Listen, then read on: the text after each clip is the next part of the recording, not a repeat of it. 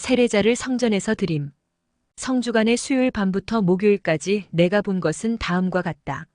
마리아의 나귀로 매어 있는 편안한 마차에서 지가리야와 엘리사벳과 어린 요한을 아는 마리아와 어린 양 한 마리를 데리고 있는 사무엘과 세 장에 들어있는 비둘기 한 마리가 내리는 것이 보인다.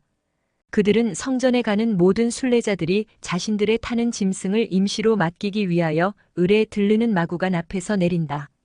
마리아는 마구간 주인인 작은 사람을 불러 전날이나 아침 이른 시간에 나자렛 사람이 아무도 오지 않았느냐고 물어본다. 아무도 안 왔습니다. 하고 작은 노인이 대답한다. 마리아는 놀란 얼굴로 있다. 그러나 아무 다른 말도 덧붙이지 않는다. 마리아는 요셉이 늦어지는 것을 설명한다. 무슨 일로 붙잡혔을 거예요. 그렇지만 분명히 오늘 올 것입니다. 마리아는 엘리사벳에게 주었던 아기를 다시 받아 안고 그들은 성전으로 향한다. 지가리야는 수의들의 경의와 다른 사제들의 인사와 축하를 받는다. 그의 사제옷을 입고 행복한 아버지로 기뻐하는 지가리야가 오늘은 눈부시게 아름답다. 성조와도 같다. 나는 아브라함이 이사학을 주님께 드리는 것을 기뻐할 때 지가리야와 비슷하였으리라고 생각한다. 나는 새로 난 이스라엘 사람의 봉헌과 어머니의 취결례의 예절을 본다. 예절은 마리아의 봉헌 때보다 더 호화롭다. 요한이 사제의 아들이어서 사제들이 크게 환대를 하기 때문이다.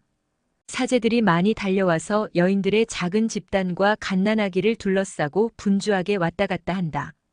일반 사람들도 호기심으로 가까이 왔고 이러쿵저러쿵 말하는 것이 들린다.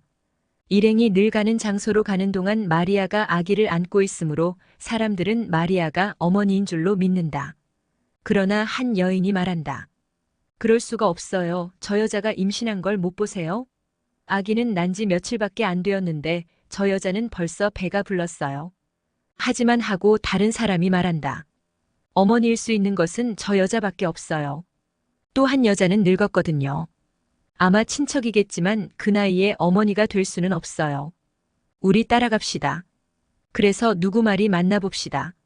그리고 취결례의 의식을 행하는 여자가 엘리사벳인 것을 보자 사람들의 놀람은 더해진다. 엘리사벳은 희생 제물로 매매하고 울고 있는 어린 양을 바치고 보속을 위하여 비둘기를 바친다.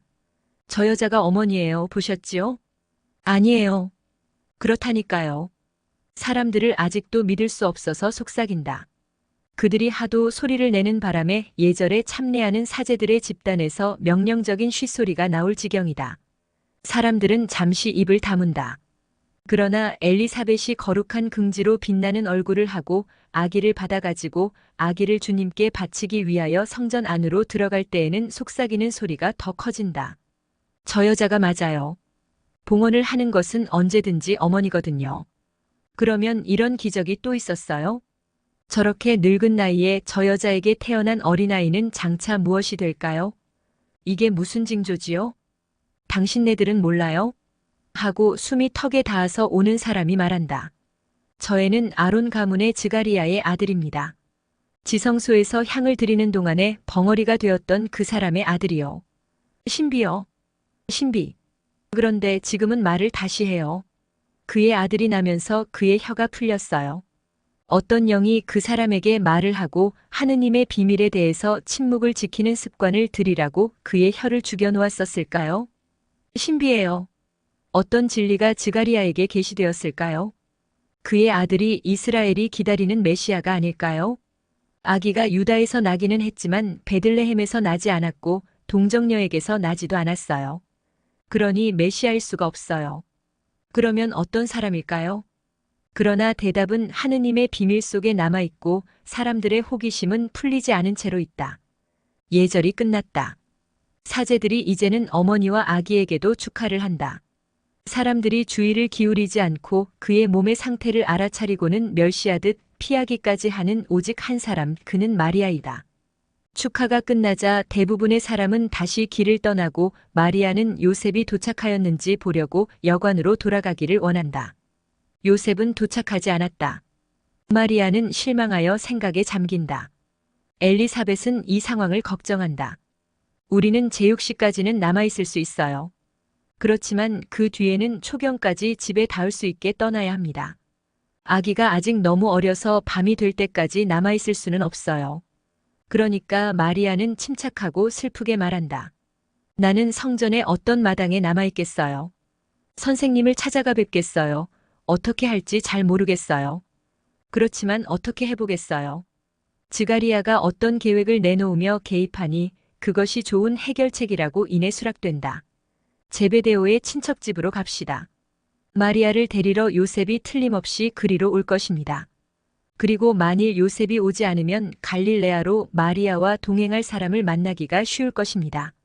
그 집에는 겟네사렛의 어부들이 끊임없이 왕래하거든요. 그들은 마리아의 나귀를 찾아가지고 제베데오의 친척집으로 간다.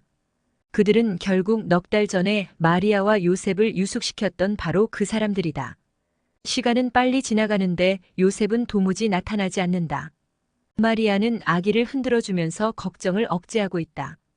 그러나 생각에 잠겨 있음을 알 수 있다. 그의 몸의 상태를 숨기기 위해서 그런 것처럼 더워서 모두들 땀을 흘리지만 마리아는 겉옷을 벗지 않았다. 마침내 문을 쾅쾅 두드리는 소리로 요셉이 왔음을 알린다. 마리아의 얼굴이 명랑해져서 환히 빛난다. 마리아가 먼저 나가서 공손히 인사를 한 후에 요셉은 마리아에게 인사를 한다. 마리아, 하느님의 축복이 당신 위에 내리기를. 요셉, 당신께도요. 그리고 당신이 오신 것 때문에 주님을 찬미합니다. 즈가리아와 엘리사벳이 밤이 되기 전에 집에 가려고 떠나려던 참이었거든요. 당신의 심부름꾼이 내가 일 때문에 가나에 가 있는 동안에 나자렛에 도착했소. 어제 저녁에 소식을 듣고 곧 떠났소. 하지만 쉬지 않고 왔는데도 나귀가 편지 하나를 잃었기 때문에 늦어졌소. 용서하오. 이렇게 오랫동안 제가 나자렛에서 멀리 떨어져 있은 것을 당신이 용서해 주셔야 해요.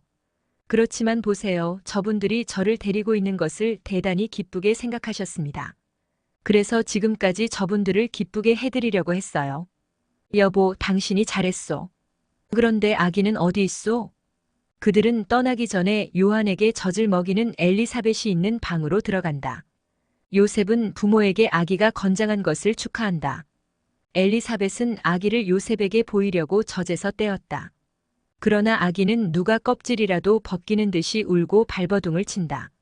모두가 아기의 항의에 웃음을 터뜨리고 모두에게 신선한 과일과 우유와 빵과 생선을 담은 큰 접시를 가지고 달려온 제베데오의 친척들까지도 웃고 다른 사람들의 이야기에 끼어든다. 마리아는 별로 말을 하지 않는다. 한 구석에서 조용히 말없이 겉옷 속으로 두 손을 가슴에 얹고 있다. 그리고 우유 한 잔을 마시고 황금빛 포도 한 송이와 빵을 조금 먹을 때에도 말을 별로 하지 않고 잘 움직이지도 않는다. 마리아는 요셉을 걱정과 불안이 섞인 눈으로 쳐다본다. 요셉도 마리아를 바라보고 조금 후에는 마리아의 어깨 위로 몸을 숙이고 묻는다. 피곤하오? 어디 아프오? 얼굴이 창백하고 침울한데. 어린 요한을 떠나는 것이 슬퍼요. 저는 아기를 사랑해요. 아기가 세상에 난 뒤로부터 거의 제가 안아주었거든요. 요셉은 다른 질문은 하지 않는다. 즈가리아가 떠날 시간이 되었다. 마차가 대문 앞에 멎고 모두가 가까이 간다. 두 사촌자매는 다정스럽게 얼싸안는다. 마리아는 벌써 마차 안에 앉아있는 어머니 품에 아기를 다시 안겨주기 전에 여러 번 입을 맞춘다. 그런 다음 즈가리아에게 인사를 하고 축복을 청한다. 마리아가 사제 앞에 무릎을 꿇을 때 겉옷이 어깨에서 미끄러져 내려와서 그의 몸매가 여름날의 오후의 강한 빛 속에 나타난다. 요셉은 그 순간에 엘리사벳에게 인사를 하는데 골몰하고 있었으므로 그것에 유의했는지 모르겠다. 마차가 멀어져 간다.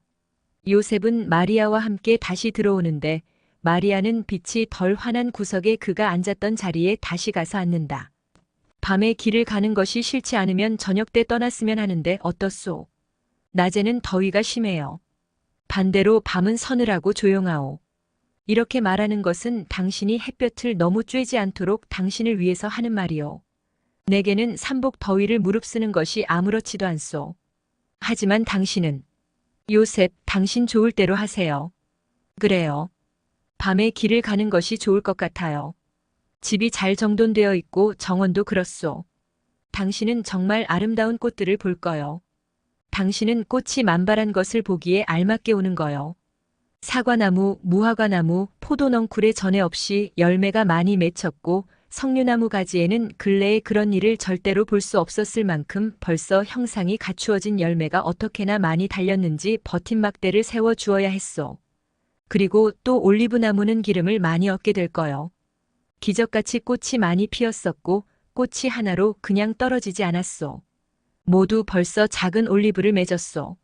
그놈들이 익으면 나무에는 흑진주가 가득 찰 거요. 나자렛 전체에 그렇게 아름다운 정원을 가진 사람은 당신밖에 없어.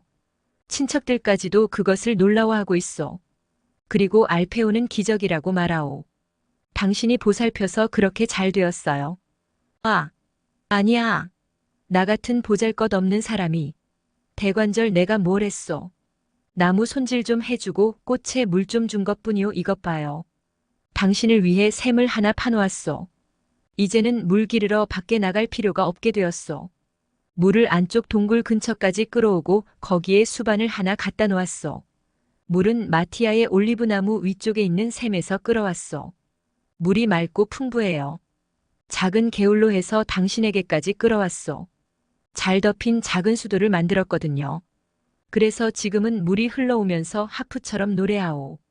당신이 마을의 샘에까지 가서 물을 가득 채운 항아리들을 들고 오는 것을 보기가 괴로웠었소. 요셉, 고마워요. 당신은 친절해요. 두 부부가 이제는 피곤한 듯이 말이 없다. 요셉은 졸기까지 한다.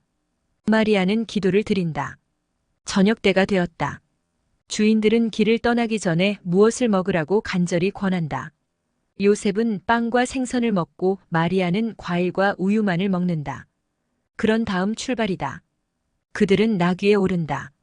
올 때와 같이 요셉은 마리아의 궤를 자기 나귀에 실었고 마리아가 나귀에 오르기 전에 안장이 제자리에 놓여 있는지 살핀다.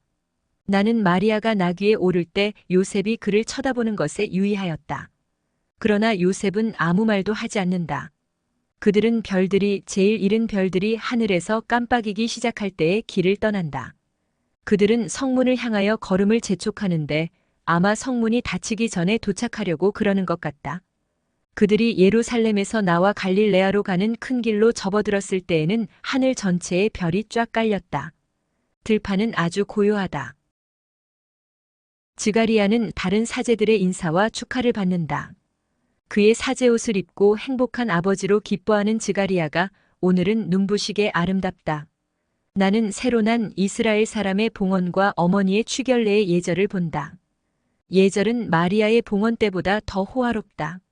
사제들이 많이 달려와서 여인들의 작은 집단과 갓난아기를 둘러싸고 분주하게 왔다 갔다 한다. 일행이 늘 가는 장소로 가는 동안 마리아가 아기를 안고 있으므로 사람들은 마리아가 어머니인 줄로 믿는다. 그러나 한 여인이 말한다. 그럴 수가 없어요. 저 여자가 임신한 걸 못 보세요? 또 한 여자는 늙었거든요. 우리 따라갑시다. 그래서 누구 말이 만나봅시다. 그리고 취결례의 의식을 행하는 여자가 엘리사벳인 것을 보자 사람들의 놀람은 더해진다. 엘리사벳은 희생 제물로 어린 양을 바치고 보속을 위하여 비둘기를 바친다.